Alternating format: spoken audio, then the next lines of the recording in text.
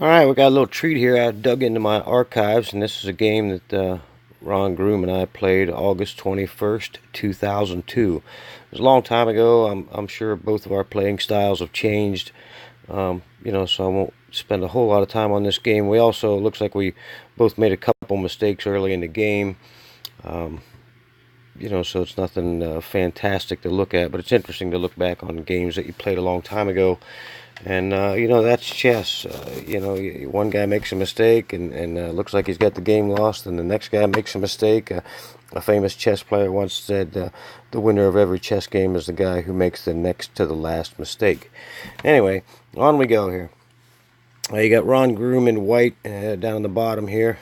He's going to end up winning the game, so let's get started. So pawn to king 4, pawn to king 4, knight to king bishop 3, d6. This is a Fyodor's defense. You can see it down here on the bottom of the screen where it gives a variation.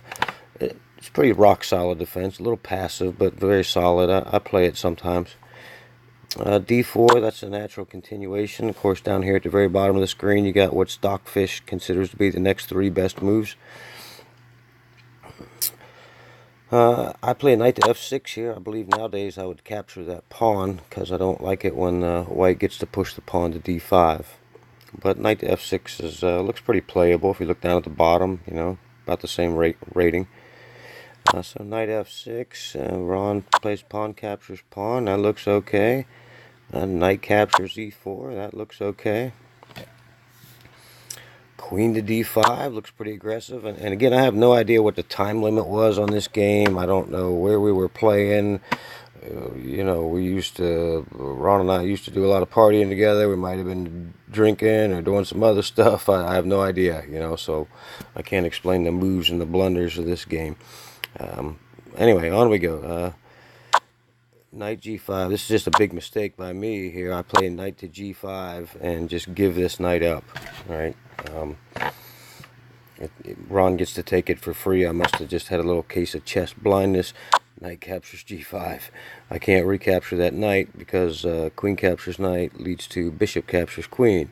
So no go on that one. I just gave up a piece. Gives Ron a quick advantage. Bishop to e6, that looks like a threatening move, but it really isn't because knight captures bishop, pawn captures knight, and then queen captures pawn, check. I don't know what the best move to play right there was. What's the computer say? Queen e7, queen d7.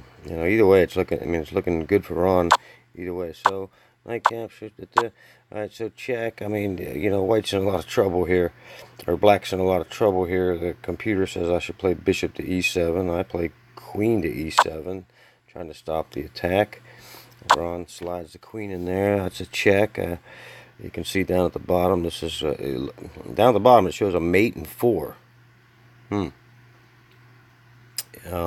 If I play king to f7, which I do. So somewhere along the line, Ron made a mistake here. Not theoretically, he could have won the game in 4 moves.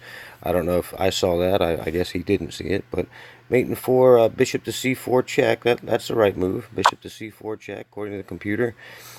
I should play, let's see.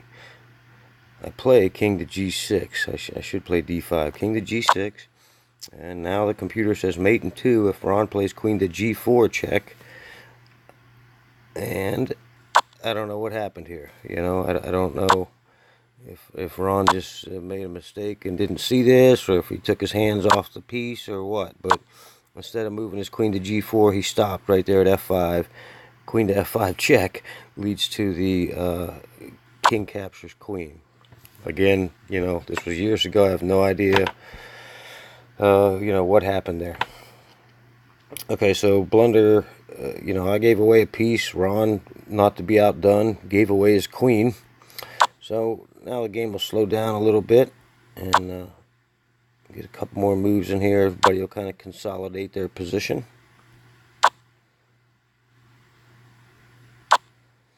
Threatens the queen. Queen backs up. Check.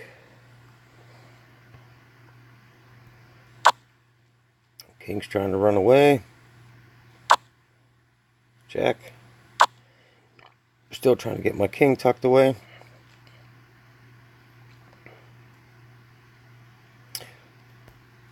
Knight e5, check. King to c8.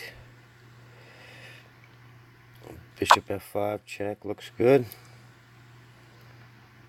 Knight d7. Knight captures d7. Looks good. I'm really in a bad spot here. You know, I got a queen on the board, but I'm not looking healthy. King to d8. Looks like knight to e5 was a better move here according to the computer, but nonetheless, check. Looks pretty solid to me. And block it with the bishop.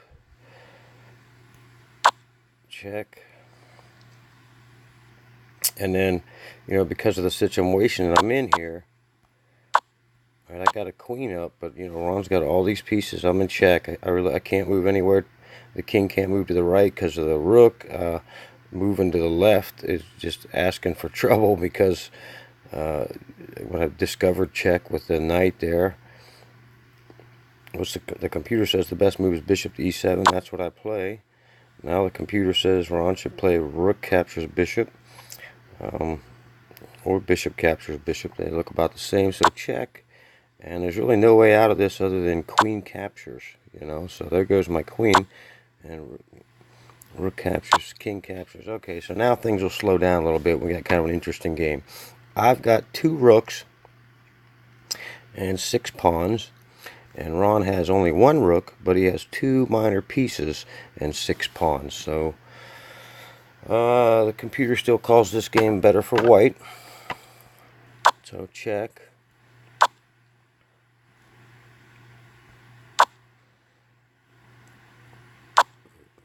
There's a little bit of, you know, jockeying around for position here.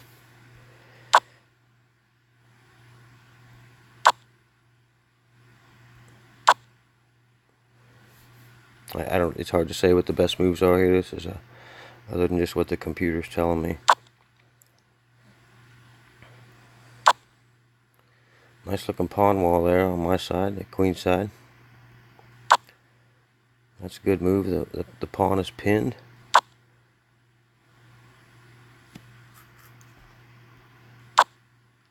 White wins a pawn, but then so does black down here. That looks kind of dangerous.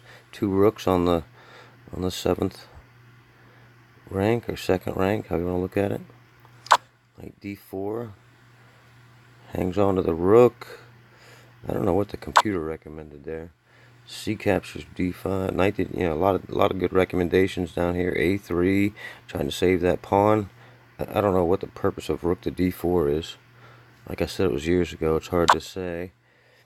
Rook f7 threatens the knight. Puts the rook right back where it was. Rook captures knight, so you know that looks good for me, for black. Bishop move there, threatens the rook. Rook takes pawn. That looks good for me. Gets the rook out. I'm probably trying to trade off here, because if I can go into an endgame where I got a rook and he has a bishop, then theoretically I'm a little better. But check. Oh, I see. Yeah, that was my plan. I thought I'll trade rooks off and I'll go into a better endgame, but then Ron comes up with this check move that causes me to have to abandon that rook. I can't back up into the white space there. The bishop guards it, and bam, check. And now I just lost that rook for nothing. Rook d7 check. It doesn't really look like there's enough pieces to checkmate anybody here, but wins a pawn. I'm trying to push my pawn. Check. King moves away. This is good. Let's keep pushing the king away from these white pawns that want a queen, so that's working out well. That picks up another pawn and gets one out of the way, so white can get a queen. d3, I'm trying to get a queen. White's trying to stop that, obviously.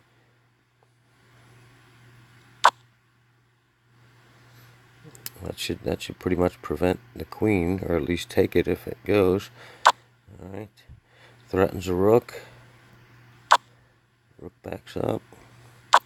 King e7. This kind of gets the rook away from danger there, so the pawns can advance. There's another pawn advance, and there's, white's trying to get a queen. Check. King comes up, and it's my move. What do I play? I get a queen right there. The computer says I should have.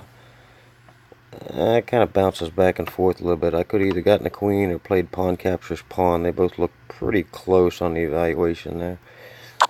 So queen.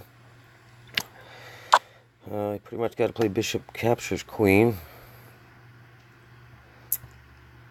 And then, believe it or not, black's best move here is a captures b4. Right, because obviously if I take the bishop, then I just lose my rook, and then I end up in a losing endgame. So a captures b4. If white plays rook captures pawn, then black plays rook captures bishop, which may be better for black. So check. King backs up. Bishop moves away.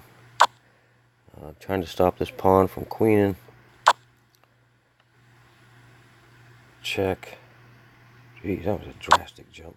Well, down here at the bottom, you can see that it's white's turn, and Ron missed this obvious mate in 33. I'm not real sure how he missed that, but he gets careless like that sometimes.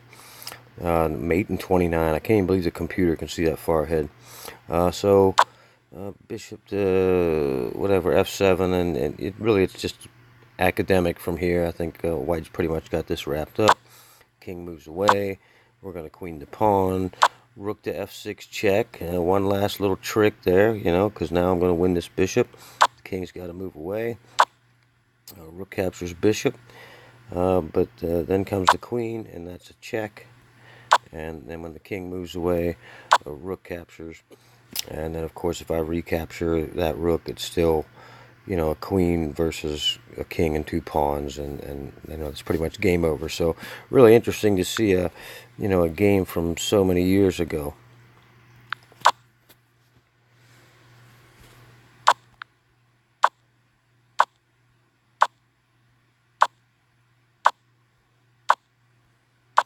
Just a quick replay of everything here.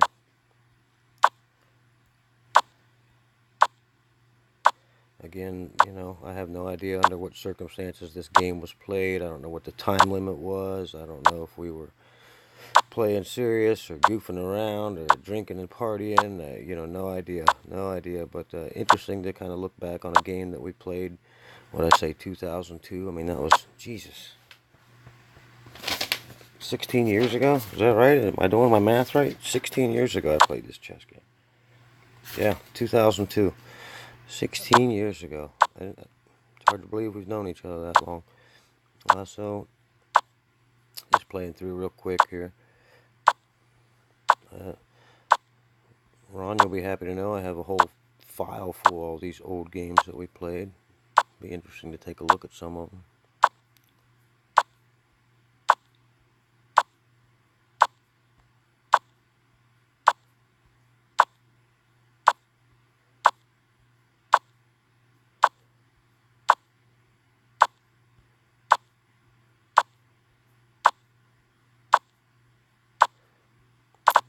Whoops, I don't know what I did there. We'll just keep going. I don't know if this is beneficial to see the game played back like this or not. But, nice win for Ron.